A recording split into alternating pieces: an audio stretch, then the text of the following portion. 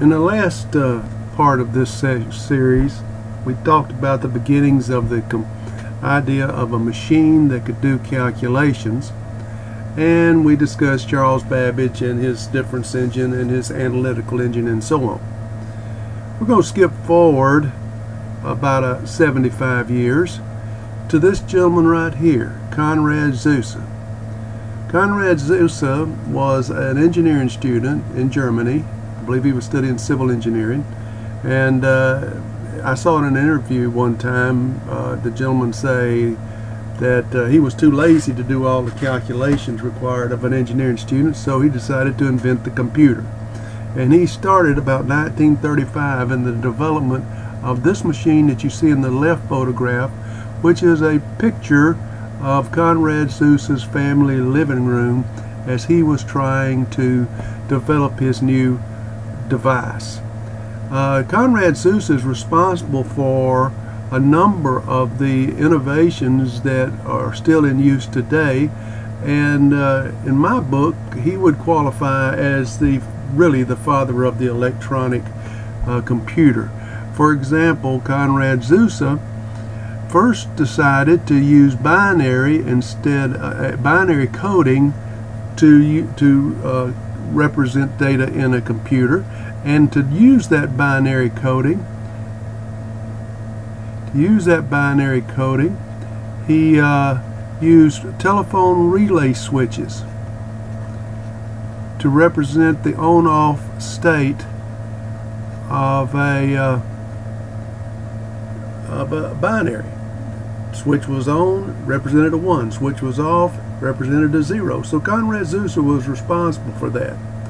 A friend of his stopped by, another scientist, and was consulting with him, and suggested to him that he might consider switching from those telephone relays to a new device of the time, the vacuum tube, to represent the on-off state of the computers. It does it electronically.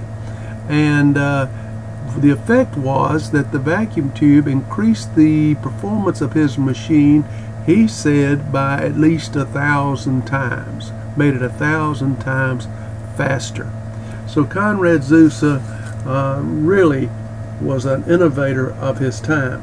And he continued Charles Babbage's idea of using punch cards to represent data, to store data, but he used old movie film to do it. And he was punching his zeros and ones into old movie film that was discarded at the time. So, by the way, the friend that suggested the vacuum tube was Helmut Schreier.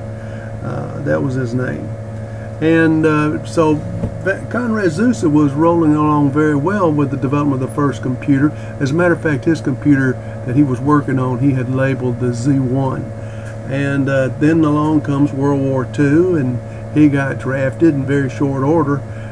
He was released from the draft because the Germans figured that he was of more value to them otherwise, and he continued the evolution or the development of his computer. And so Konrad Zuse is a significant figure in the development of the modern computer. Now, at the same time, the Americans were involved. Remember that at the beginning of World War II, which started in the late 30s, the United States was not actually involved in the fighting. The United States was trying to recover from a terrible depression, and the truth is that the war helped them to do that because it just fired up manufacturing in the United States.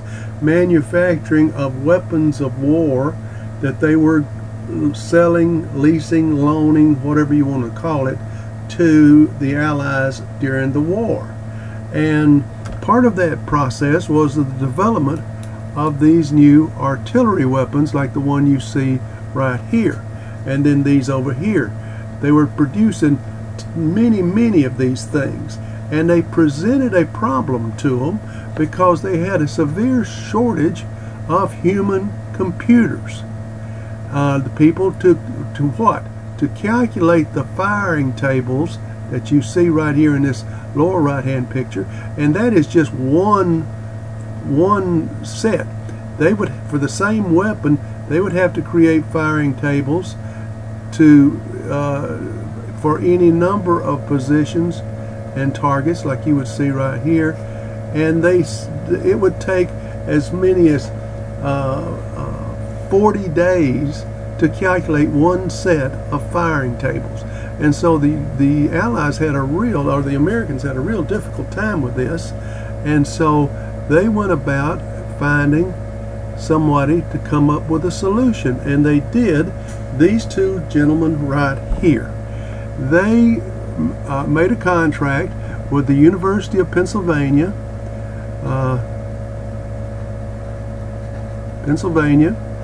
the Moore School of Engineering, to come up with a machine that could take some of the load off of these human computers. And these two gentlemen, J. Presper Eckert, which is the one on the left, and John Mauchly, which is the gentleman on the right, were the two engineers that were responsible for this. Eckert was a graduate student at the time, and he was working for or with John Mauchly. The device that they were working on, that they named it the ENIAC. ENIAC, which stood for Electrical Numerical Integrator and Calculator. That was the machine they were working on. And this was a machine very similar to what Zeusa was working on. It used vacuum tubes. In fact, it had 18,000 vacuum tubes in it.